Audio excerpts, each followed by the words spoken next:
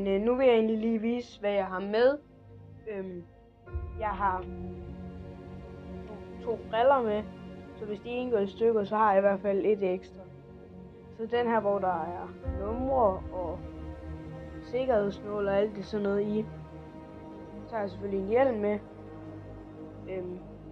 Et par handsker. 2 sådan nogle lange undertrøjes trøjer. Lange bukser.